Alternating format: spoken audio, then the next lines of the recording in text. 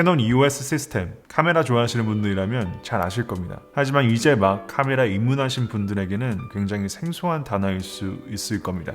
이 캐논 EOS를 굳이 알아야 될 이유는 없지만 또 알아두면 좋은 카메라 지식이라 짧게 캐논 EOS에 대해 이야기를 해볼까 합니다. 그리고 1987년도에 제작된 초대 EOS 카메라 EOS 620 사용기를 나눠보도록 하겠습니다.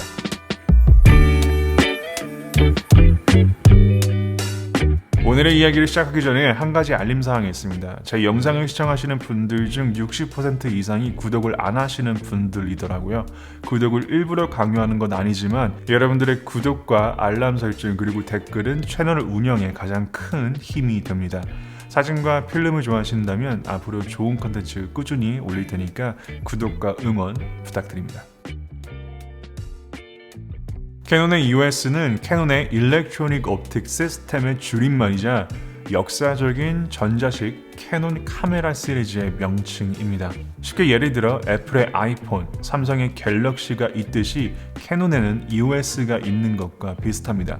자, 그럼 애플의 아이폰, 삼성의 갤럭시, 이런 아이폰과 갤럭시 폰들이 스마트폰에 속하는 디바이스라면 이 캐논의 EOS는 어디에 속하는 카메라일까요? 바로 싱글 렌즈 리플렉스 SLR에 속하는 카메라가 EOS 카메라입니다. 자, 그래서 캐논 EOS 카메라의 시작은 1987년도부터 시작됩니다. 이 EOS 시스템이 있기 전에 이 캐논은 이미 오랜 시간 카메라를 만들어 오고 있었고 카메라 시장에서 대표적인 브랜드로 자리 잡고 있었습니다. 그런데 시대와 기술이 발전하고 성장하면서 캐논이 1985년도에 새롭게 공개한 것이 EF 마운트였습니다. 이 EF 마운트는 렌즈 시스템인데 일렉트로닉 포커스의 줄임말로 캐논의 전자식 자동 초점이 되는 렌즈들을 뜻합니다. 그래서 EF 마운트 시리즈 렌즈들이 있는 것이고요. 이걸 또 쉽게 예를 들자면 애플이 독자적으로 개발해 사용하는 아이폰의 라이트닝 케이블처럼 캐논이 독자적으로 개발하고 사용하고 있는 렌즈 마운트 시스템이 EF 마운트 렌즈 시스템입니다. 그 EF 마운트 렌즈 시스템의 기술과 모든 기술력들은 캐논이 만든 것이에요.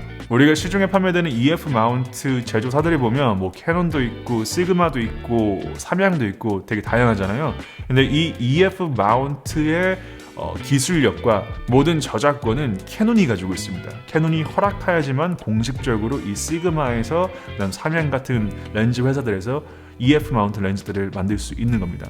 그래서 삼양이나 시그마는 로열티 같은 거를 캐논한테 늘 지급해야 되는 것이고요. 하여간 캐논을 오늘날의 카메라 시장의 왕으로 성장시켜주고 지금도 많은 사진작가, 필름메이커, 크리에이터들이 사랑하고 사용하고 있는 게 EF 마운트 시리즈 렌즈들이고 그다음 EOS 시스템 카메라입니다.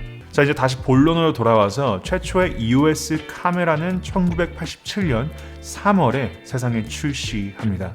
그 시기가 캐논이 딱 50주년 되는 시기였는데 캐논이 50주년을 기념으로 공개한 카메라가 캐논 EOS 650입니다.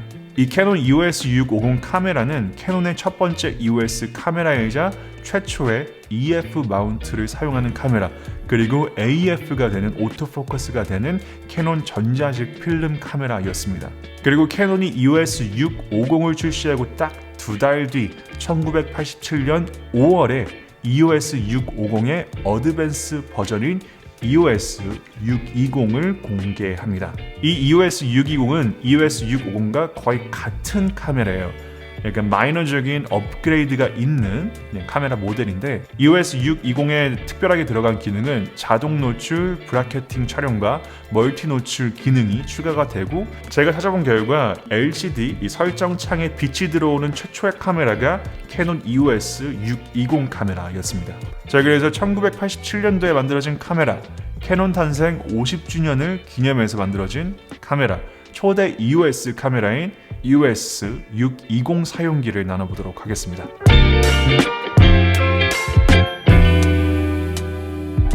자, 이제 여기 보시는 이 카메라가 이제 EOS 620 카메라인데요. 이 EOS 620의 빌드 퀄리티는 매우 뛰어납니다. 카메라가 단단하고 굉장히 견고하고 묵직합니다. 제가 이제 이 렌즈를 한번 빼서 보여드릴게요. 보신 것과 같이 EOS 620의 디자인은 EOS 시리즈의 초대 모델이라 그런지 기본에 충실한 깔끔한 디자인이라 뭔가 군더더기가 없습니다. 이게 외형적으로 보기에는 플라스틱 재질로 만들어진 것처럼 보이지만 내부에 분명 금속 재질이 사용되어서 그런지 매우 묵직하고 단단하다는 것을 느낄 수가 있습니다. 자, 이제 카메라 앞을 보면 EF 마운트 렌즈를 꽂을 수 있는 이 거대한 링이 보이고 그 옆으로 버튼이 두 개가 있는데 하나는 조리개 설정 버튼과 하나는 심도 체크 버튼이 있고 그 다음 반대쪽으로 이 조그만한 LED 라이트가 숨어 있습니다.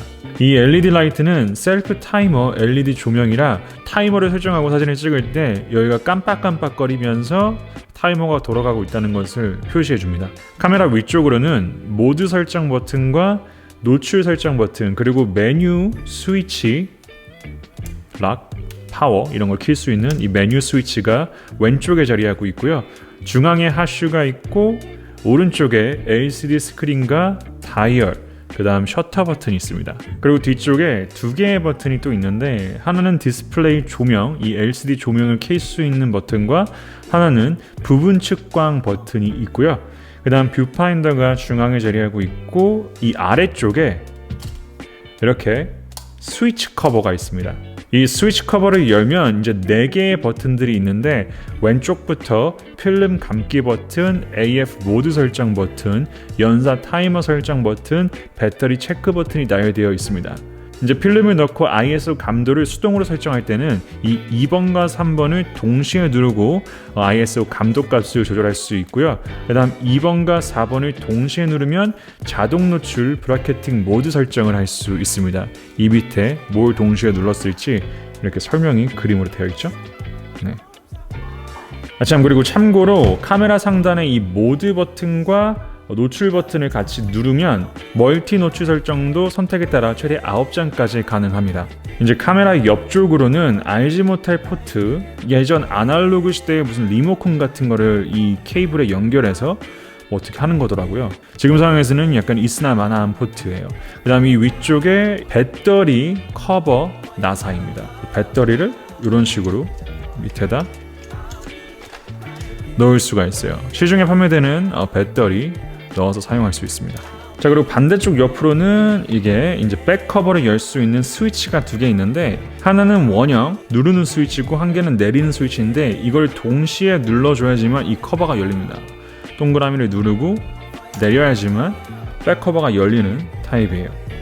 약간의 안정장치라고 생각하시면 됩니다. 이게 스위치가 한 개였더라면 자칫 잘못하다가는 커버가 열려서 사진을 찍다가 필름이 노출되는 경우가 있는데 그런 거를 방지하기 위해서 이렇게 동그라미와 네모를 동시에 조작하게 되어 있습니다. 그래서 이걸 딱 열었을 때 이제 여기다 필름을 넣어서 장착하면 됩니다. 그리고 마지막으로 이 하단 쪽에 삼각대 소켓이 있습니다. 그래서 삼각대를 사용할 경우 여기다 연결해 주면 됩니다. 이 EOS 650 카메라를 사용하면서 좋았던 점은 자동이 된다는 부분이었고 단점도 자동이라는 부분이었습니다. 제가 메인으로 사용하는 필름 카메라는 수동 카메라입니다. 수동은 내가 거리를 직접 측정하고 초점을 잡고 노출을 설정하고 촬영을 합니다. 근데 이 EOS 620은 자동이라 카메라가 알아서 초점을 잡아주고 노출도 잡아줍니다. 근데 이 카메라가 초기 EOS 시스템이라 그런진 몰라도 AF 초점을 잡는 게 화면 중앙부 센터만 잡을 수 있고 반응 속도 또한 살짝 느린 감이 있습니다. 현대 기종 EOS 시스템과 비교해서. 그래서 빠른 연사 촬영은 어렵고 자칫 실수하다가 초점이 다른 곳을 잡은 사진이 담기게 되더라고요.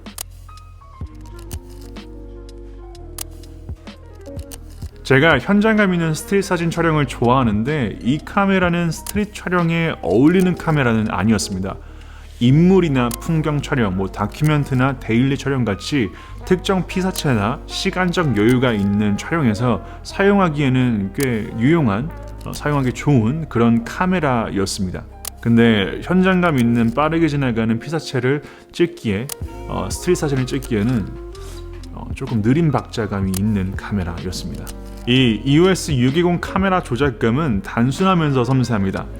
보시는 것과 같이 버튼들이 이렇게 오밀조밀하게 나열되어 있기 때문에 카메라를 딱 손으로 잡았을 때 버튼들의 위치와 배치가 잘 설계되어 있어 손에 피로감을 주는 부분은 거의 없었습니다. 그립감은 굉장히 우수하지만 바디적인 특성상 무거워서 장시간 사용에는 피로한 부분이 살짝 있었습니다. 그래서 캐논 EOS 620은 지금 출시되는 카메라, 캐논 EOS 카메라들과 비교해서 또는 타사 미러리스 카메라, DSLR 카메라들과 비교해서 성능적으로 턱없이 부족한 부분이 있지만 이게 시대적인 배경과 역사와 설계적인 부분으로 봤을 때는 매우 완성도가 뛰어난 필름 캐논 EOS 카메라라고 생각합니다. 자, 이제 EOS 620의 이미지 퀄리티에 대해서 한번 이야기해 보도록 하겠습니다. 근데 여러분들이 아셔야 될 게 이 필름에서 이미지 퀄리티는 카메라 바디보다 이 렌즈와 내가 어떤 필름을 사용하냐에 따라 퀄리티가 크게 달라집니다. 저는 이 카메라에 캐논 50mm f1.2 L렌즈를 사용해 촬영을 해봤는데 이미지 퀄리티적으로 문제가 있어 보이는 부분은 없었습니다. 이 캐논 52만두 렌즈에서 담을 수 있는 해상력과 제가 사용한 필름의 퀄리티 그대로 촬영이 되었습니다. 다만 캐논 EF 렌즈가 디지털이 아닌 필름으로 담겼을 때 전체적인 톤과 느낌이 디지털과 사뭇 유사하면서도 아날로그적인 분위기가 있어 저에게는 매우 흥미롭고 신기하면서 사진 공부도 되더라고요. 솔직히 말해 이미 이미지 퀄리티가 우수한 디지털 카메라 시대에 이 필름 사진 퀄리티에 대해서 평가한다는 것은 무의미한 평가라고 생각합니다. 자, 그래도 이 필름 사진만 놓고 보자면 EOS 620의 이미지 퀄리티는 좋은 렌즈와 좋은 필름을 사용하면 좋아질 수도 있는 카메라 바디입니다.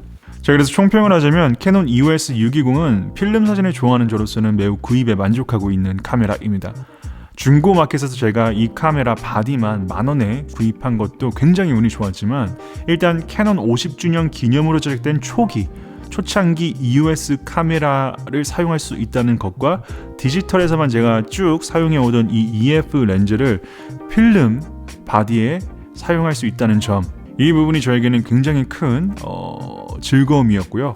그래서 저는 앞으로 자주는 아니더라도 틈틈이 이 EOS 620 카메라를 들고 나가서 인물 사진 촬영이라든지 풍경 사진 촬영이라든지 조금 내 마음에 여유가 있고 시간적 여유가 있는 촬영에 활용할 것 같습니다.